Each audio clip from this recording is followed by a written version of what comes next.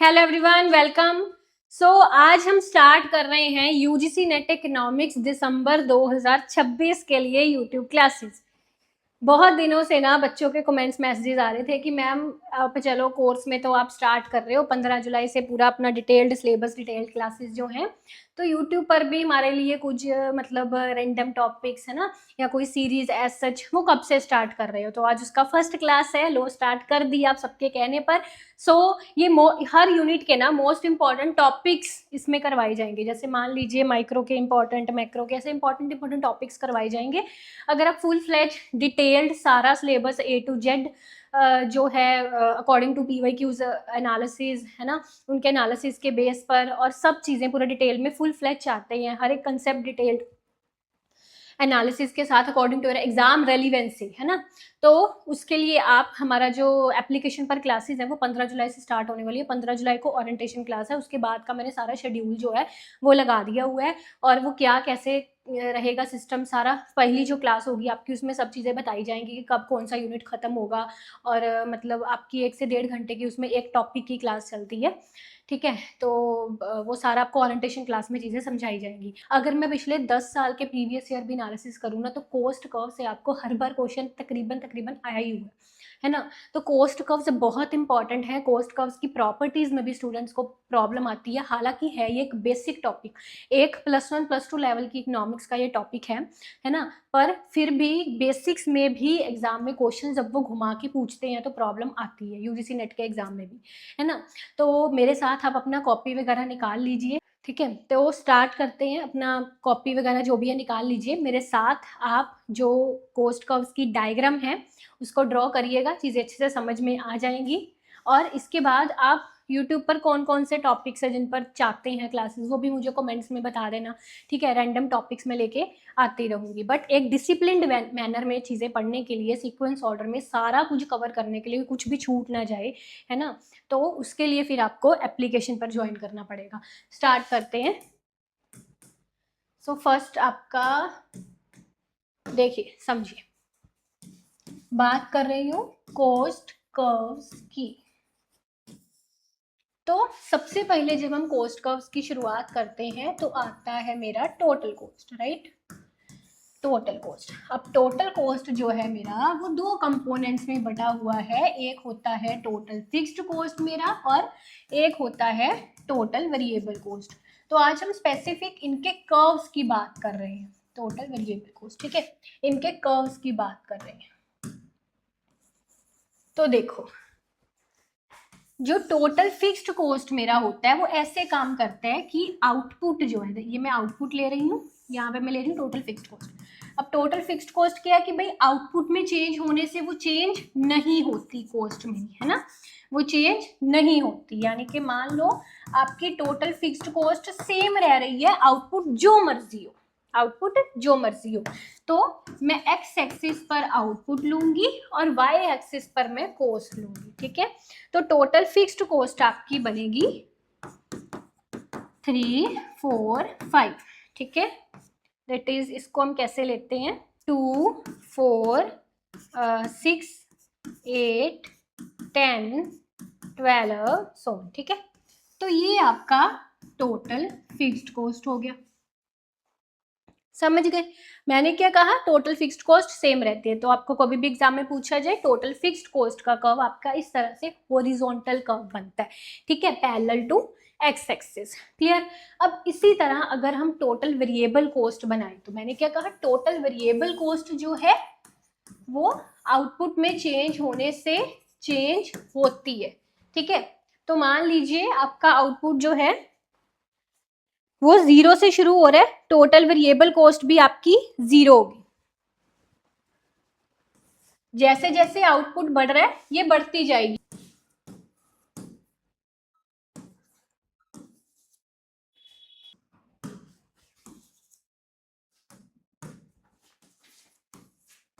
ठीक है। तो टोटल वेरिएबल कॉस्ट का जो आपका कर्व होता है ना, अब ये दोबारा से बना रही हूं डायग्राम, दैट इज 0,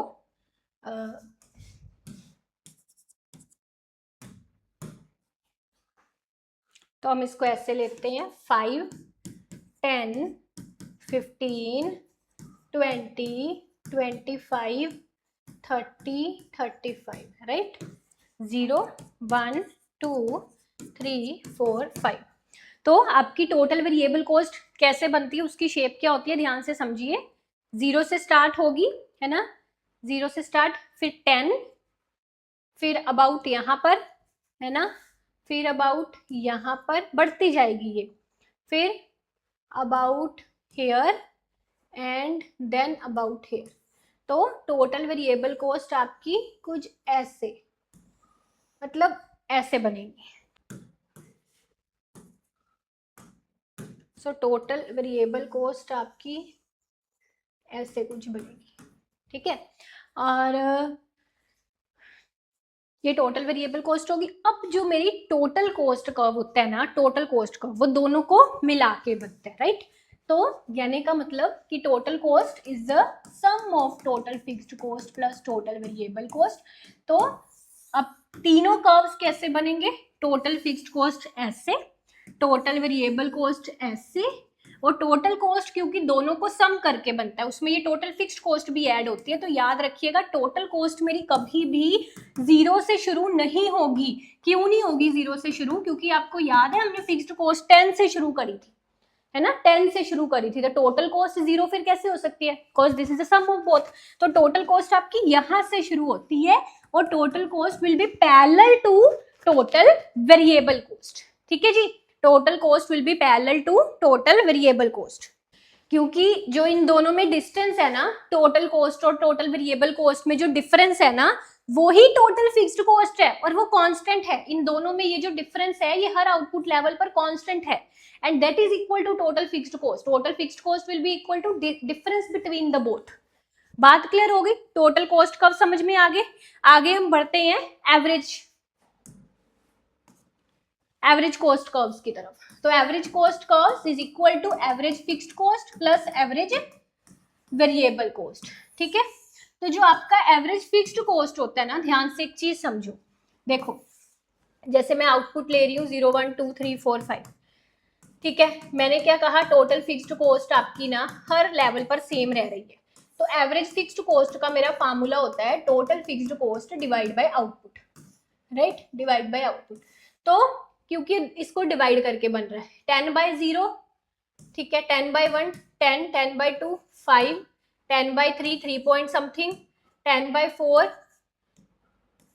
2.5 2। ऐसे आपने एक चीज नोटिस करी, जैसे जैसे मेरा आउटपुट लेवल बढ़ रहा है एवरेज फिक्स्ड कॉस्ट मेरा डिमिनिश ही होता जा रहा है, हो रहा है कि नहीं, है ना। तो ये हमेशा कम ही होता है। Average fixed cost will diminish as output increases. Average fixed cost की यही पहचान है कि भाई जैसे जैसे मेरा आउटपुट बढ़ता है एवरेज फिक्स्ड कॉस्ट डिमिनिश होता रहता है, एवरेज फिक्स्ड कॉस्ट डिमिनिश होता रहता है। So it is negatively related basically with the output. जैसे जैसे आउटपुट बढ़ेगा एवरेज फिक्स्ड कॉस्ट डिमिनिश होता है। अब ये बड़ा इंपॉर्टेंट कर्व है, इसकी दो प्रॉपर्टीज हैं जो कि आपको ध्यान से समझ लेनी है। एक प्रॉपर्टी इसकी ये है कि इसको हम रेक्टेंगुलर हाइपरबोला बोलते हैं, रेक्टेंगुलर हाइपरबोला बोलते हैं, ध्यान से समझो, बिकॉज ये एक्सिस को टच नहीं कर रहा। देखो जो मेरा AFC कर्व है, ये आपको एग्जाम में एक बार क्वेश्चन भी आया था, it is asymptotic to both axis. Both कौन कौन से, output axis and cost axis. कहने का मतलब कि ये दोनों को टच नहीं करता, देखो कम होता जा रहा है पर एक्सिस को टच नहीं कर रहा, यहाँ पर भी वो एक्सिस को टच नहीं कर रहा, है ना, क्योंकि 10/0 यहाँ पे ये इन्फिनिटी हो रहा है, इन्फिनिटी हो रहा है, एक्सिस को टच नहीं कर रहा, वाई एक्सिस के पैरेलल आ रहा है। और यहाँ पर भी आप देखोगे तो यहाँ पे भी जैसे जैसे मेरा आउटपुट बढ़ रहा है वो कम होता जा रहा है, but it will never touch the axis, ठीक है, ये प्रॉपर्टी है। और एक इसकी ये प्रॉपर्टी है कि आप AFC कर्व पे कोई भी पॉइंट लोगे ना और उस पॉइंट पर AFC को आप आउटपुट से मल्टीप्लाई करोगे तो the result will be total fixed cost. समझो इस चीज को, जैसे कि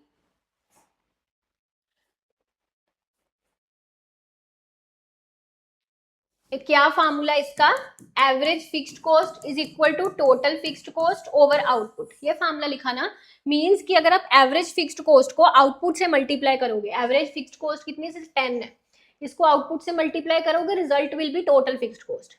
सो at any point AFC curve के किसी भी पॉइंट पर आप AFC लेके उसको आउटपुट से मल्टीप्लाई करोगे तो AFC multiply by output, the result will be total fixed cost. ठीक है, सो ये एक दो इसकी प्रॉपर्टीज हैं जो आपको याद रख लेनी है। So this is first property, this is second, and the third one is AFC decreases as output increases, as output increases। एक ना इसकी PYQs वाली क्लास में मैंने आपको जो एप्लीकेशन पर होती है ना, इसकी एक दो और प्रॉपर्टीज बताई हुई है, वो स्लाइड में था पूरा, इससे रिलेटेड क्वेश्चन, उससे रिलेटेड थी वो प्रॉपर्टी। आगे देखो, आगे हमको करना है एवरेज वेरिएबल कॉस्ट। ठीक है, एवरेज वेरिएबल कॉस्ट जो आपका होता है ना, ये यू शेप्ड होता है, it is a U shaped curve, ऐसे average variable cost is U shaped curve.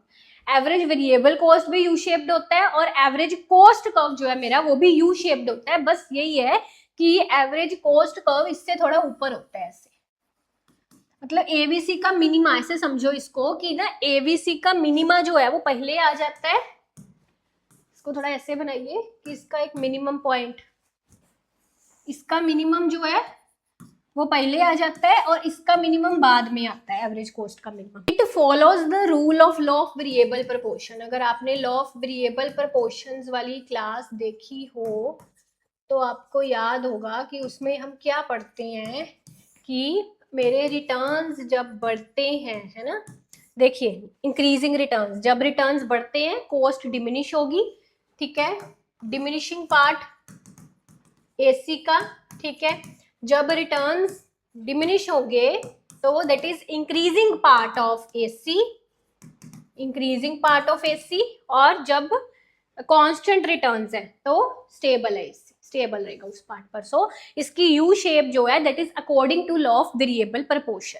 Clear. अगला हमको चीज करनी है MC कर्व। ठीक है जी, चल MC कर्व करते हैं। अब MC कर्व भी यू शेप्ड ही होता है, ठीक है, पर MC एंड AC में एक रिलेशन होता है, वो भी हम बाद में समझते हैं। MC curve is also U shaped, ये भी यू शेप्ड होता है एंड ये भी वही है according to law of variable proportions. बहुत ही इंपॉर्टेंट पॉइंट जो ना मुझे यहाँ पे आपको बताना है that is about MC curve. अच्छा, उसको बताने के लिए ना मैं थोड़ा MC कर्व को ऐसे बना रही, ये जो इसके अंडर एरिया होता है ना MC कर्व के under area, that is basically total variable cost. देखो MC कर्व को हम टोटल कॉस्ट से भी ड्राइव कर सकते हैं, ठीक है, एंड टोटल वेरिएबल कॉस्ट से भी कर सकते हैं, निकाल सकते हैं। क्योंकि देखो एक दो रीजन है इसके पीछे, दो तरह से इसको समझाती हूँ। एक तो मैंने आपको ये चीज समझाई हुई है कि जब भी हमें कॉस्ट की इक्वेशन लेते हैं, सिंपली ऐसे लेती हूँ ना मैं 10Q + 5, ऐसे, ये वेरिएबल कॉस्ट है, ये फिक्स्ड कॉस्ट है। अब जब मुझे टोटल कॉस्ट से MC निकालना है तो इसमें कोई इसका रोल है, टोटल फिक्स्ड कॉस्ट का कोई रोल है? कोई रोल नहीं है। MC आपका इससे ड्राइव होगा, टोटल वेरिएबल कॉस्ट, इसका कोई रोल नहीं है। 5 है, 6 या 7 है, उस पर मेरा MC पर कोई प्रभाव नहीं पड़ेगा। टोटल फिक्स्ड कॉस्ट दी हुई है, चाहे नहीं भी दी हुई, चाहे कम दी है, चाहे ज्यादा दी है ना, उससे MC पर कोई फर्क नहीं पड़ रहा। देखो MC का फार्मूला क्या है, डेरिवेशन करते हैं ना हम कॉस्ट की, ऐसे ही होता है इक्वेशन से अगर फाइंड करना है तो इसका डेरिवेशन करेंगे 10 आ जाएगा। टोटल फिक्स्ड कॉस्ट मेरी MC को प्रभावित नहीं करती। मार्जिनल कॉस्ट एक एडिशनल कॉस्ट है और एडिशनल कॉस्ट फिक्स्ड नहीं होती, फिक्स्ड कॉस्ट तो बदलती ही नहीं है, बात समझे हो। ये भी एक इसके पीछे का रूल कि एडिशनल कॉस्ट है ना, ये एक तो एडिशनल कॉस्ट कांट भी फिक्स्ड कॉस्ट, वो तो वेरिएबल ही होगी। तो MC को हम टोटल वेरिएबल कॉस्ट से भी ड्राइव कर सकते हैं, टोटल कॉस्ट से भी ड्राइव करेंगे तब भी वो आंसर आएगा। जैसे मैंने आपको कहा कि टोटल फिक्स्ड कॉस्ट का होना ना होना MC पर प्रभाव नहीं डाल रहा, ठीक है। So the area under MC curve is total variable cost. समझ गए बात को। अब अगर आपको ये चीज वो याद हो ना, returns to factor, returns to scale वाले लेक्चर्स अगर आपने देखी हो तो यू मस्ट नाउ, जब मैं बात करती हूँ डिमिनिशिंग कॉस्ट की, दैट मीन्स इंक्रीजिंग रिटर्न्स, है ना, इंक्रीजिंग रिटर्न्स, और जब मैं बात करती हूँ इंक्रीजिंग कॉस्ट की, दैट मीन्स डिमिनिशिंग रिटर्न्स। ऐसे करके हम एक डायग्राम नहीं बनाते होते थे रिटर्न्स टू स्केल जब हम समझते थे, तो इसमें ड्यूअलिटी है कि यानी कि अगर प्रोडक्शन बढ़ रही है, रिटर्न्स बढ़ रहे हैं, दैट मीन्स जो कॉस्ट है वो डिमिनिश हो रही है ना। अगर रिटर्न्स कम हो रहे हैं, प्रोडक्शन कम हो रही है, तो दैट मीन्स जो कॉस्ट है वो बढ़ रही है। रिटर्न्स में, इनके प्रोडक्शन में एंड कॉस्ट में ड्यूअलिटी है, ठीक है। तो ये चीजें यहाँ पे समझने वाली। आगे चलते हैं हम, द नेक्स्ट थिंग, एमसी हो गया, एसी एवीसी हो गया। अब हमको ना रिलेशनशिप करना है किसमें, एसी एंड एमसी में, ठीक है। एसी एंड एमसी में लेट्स सी, देखो that is my AC curve, ठीक है। एसी का जो मिनिमम पॉइंट है ना, उससे निकलेगा मेरा एमसी कर्व। अब एक चीज ना यहाँ पे और बड़े ध्यान से समझना, जैसे मैंने आपको कहा था कि एसी कर्व के नीचे ही एवरेज वेरिएबल कॉस्ट कर्व भी होता है कि नहीं, दोबारा से बनाते हैं, यहाँ पे बनाते हैं दोबारा।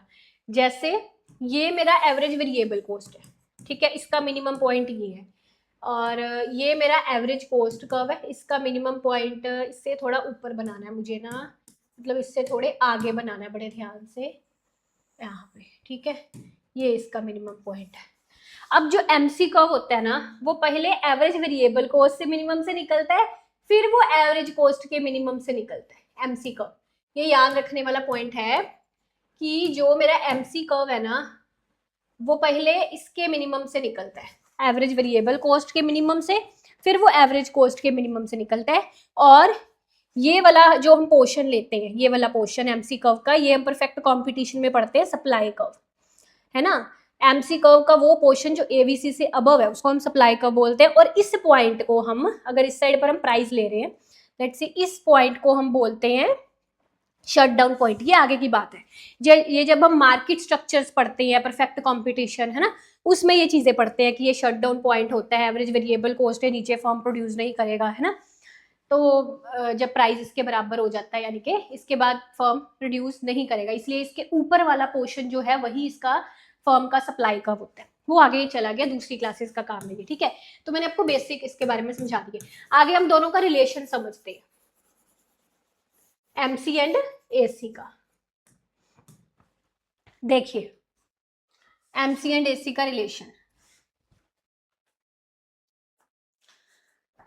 देखो अब इसमें क्या हो रहा है, यहाँ पे हम कॉस्ट ले लेते हैं, यहाँ पे हम आउटपुट ले लेते हैं।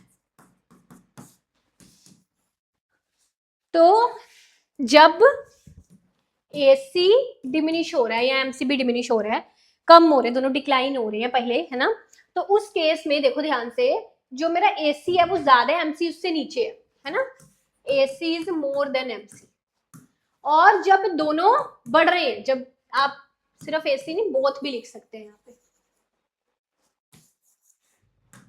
You can write when both are decreasing, जब दोनों डिक्लाइन हो रहे हैं तो उस केस में मेरा एसी एमसी से ज्यादा है। And when both are increasing, जब दोनों बढ़ रहे हैं, है ना, तो उस केस में एसी कम है और एमसी ज्यादा है। समझ गए। तीसरा पॉइंट, जहां पे एसी एमसी दोनों बराबर हैं, वहां पे मेरा एसी मिनिमम है, मिनिमम, ठीक है। ये तीनों पॉइंट्स है, इसके समझ आ गए। अब ऐसा भी बोल सकते हो कि भाई जब ये डिक्लाइन हो रहे हैं एसी एंड एमसी, है ना, तो एसी जो है वो एमसी से ज्यादा इसलिए है बिकॉज एमसी ज्यादा तेजी से डिक्लाइन हो रहा है ना, एमसी ज्यादा तेजी से डिक्लाइन हो रहा है। और जब दोनों बढ़ रहे हैं ना, तब एमसी ज्यादा इसलिए है एसी से क्योंकि एमसी ज्यादा तेजी से बढ़ रहा है। जब गिरने की बारी आई एमसी ज्यादा तेजी से गिर रहा है, जब बढ़ने की बारी आई एमसी ज्यादा तेजी से बढ़ रहा है, मतलब हर जगह पर एमसी तेजी दिखा रहा है। दैट्स द रीजन कि जब दोनों डिक्लाइन हो रहे हैं, एमसी जो है एसी से कम है, और जब दोनों बढ़ रहे हैं तो एमसी एसी से ज्यादा है। Clear, that is the relationship. I hope आपको कॉस्ट कर्व्स समझ में आगे होंगे। और मैं एक बात आपको यहाँ पे क्लियर कर दूं कि जो मैंने आज आपको करवाया है that is only the traditional theory of cost. ध्यान से समझो इस चीज को। जब हम कॉस्ट की ट्रेडिशनल थ्योरी पढ़ते हैं, है ना, ट्रेडिशनल थ्योरी ऑफ कॉस्ट, उसमें उसका एक होता है शॉर्ट रन कॉस्ट, ठीक है, एक होता है लॉन्ग रन कॉस्ट। मैंने अभी आपको स्पेसिफिकली ये वाला पोर्शन ट्रेडिशनल कोस्ट का कवर करवाया है। लॉन्ग रन कोस्ट कर्व्स में ये होता है कि कर्व्स थोड़े ज्यादा फ्लैटर होते हैं, ठीक है। मतलब ट्रेडिशनल थ्योरी ऑफ कोस्ट के अकॉर्डिंग ये एमसीएससी कर्व होते हैं यू शेप्ड ही है, ठीक है। Curves are U shaped, but long run में क्या है कि वो ज्यादा फ्लैटर होते हैं थोड़े। इसके बाद एक होती है मॉडर्न थ्योरी ऑफ कोस्ट। जो भी मेरे कोर्स वाले स्टूडेंट्स हैं उनको पता होगा, उनको बहुत अच्छे से ये सारा करवाया गया है। मॉडर्न थ्योरी ऑफ कोस्ट, इसमें भी सेम चीज होती है, एक शॉर्ट रन और एक long run. Modern theory of cost के अकॉर्डिंग कर्व्स यू शेप्ड नहीं होते, ठीक है। शॉर्ट रन कोस्ट कर्व्स आपके सोसर शेप्ड होते हैं, जी हाँ, पैन नहीं होता, पैन सोसर शेप्ड। और लॉन्ग रन के अकॉर्डिंगली जो हम पढ़ते हैं एल शेप्ड, जो हम लर्निंग कर्व पढ़ते हैं एल शेप्ड कर्व होता है, तो ये अलग है, ठीक है। I have covered today only the traditional theory of cost, short run cost, ठीक है जी। सो मुझे कमेंट्स में बताना और आप क्या क्या टॉपिक समझना चाहते हो। और मैं आपको यहाँ पे अब दिखा दूँ कि आपका 15 जुलाई से फर्स्ट ओरिएंटेशन क्लास है, 8 बजे है शाम को। और मैंने ना एप्लीकेशन पर सब सही शेड्यूल कर दिया हुआ है, मतलब माइक्रो इकोनॉमिक्स आपकी शेड्यूल कर दी हुई है, जो भी अपकमिंग इसकी क्लासेस रहेंगी। और ये आप फीचर्स है आपका कॉम्बो, यानी कि पेपर 1 पेपर 2 इकोनॉमिक्स दोनों भी आप ले सकते हैं, ओनली पेपर 2 इकोनॉमिक्स ले सकते हैं। एज यू नाउ कि यूजीसी नेट इकोनॉमिक्स में हमारा सक्सेस रेशियो हर बार बहुत अच्छा रहता है और स्टूडेंट्स आके बोलते हैं, आप लोग सक्सेस स्टोरीज देख सकते हो। I will not tell anything, you can listen, you can watch the success stories on our channel for UGC NET economics, ठीक है। वही है, लाइव भी रहेगा, रिकॉर्डेड भी रहेगा। और मतलब कि आप लगा लो कि हफ्ते में 4-5 दिन मैं लाइव लूंगी, 2-3 सेशंस आपको एज ए रिकॉर्डेड दूंगी, एज ए असाइनमेंट टाइप चीज़ें। Doubt clearing session, special feature इसका रहता है कि आपको एक व्हाट्सएप नंबर मिल जाता है, आपको लाइव रिकॉर्डेड कोई भी कहीं क्लास में डाउट है तो आप व्हाट्सएप करके पूछ सकते हैं। अलग ही फैकल्टी मेंबर इस नंबर पर अवेलेबल रहता है जो आपके डाउट्स दूर करता है, जो भी इकोनॉमिक्स कंसेप्ट रिलेटेड डाउट्स आते हैं, ठीक है। और ये हमारा स्पेशल फीचर है हमारे कोर्स का। जो क्लास नोट्स है डाउनलोड कर सकते हैं, इंग्लिश हिंदी मीडियम दोनों में रहते हैं वो, ठीक है जी। तो प्रीवियस ईयर क्वेश्चंस की क्लासेस मिलती हैं, यूनिट वाइज क्विज है, ये सब फीचर्स रहते हैं। और ओनली इकोनॉमिक्स का कोर्स भी है। अगर आपको है कि हमको तो बस सिमरन मैम से इकोनॉमिक्स पढ़नी है, पेपर 1 नहीं, तो you can enrol in only economics course, ठीक है जी। तो यही चीज़ें हैं, बाकी मिलते हैं हम 15 जुलाई को। बाकी ये रैंडम टॉपिक्स वाईटी पर मैं करवाती रहूँगी, आप भी मुझे बताते रहना कमेंट्स में। Best of luck, thank you.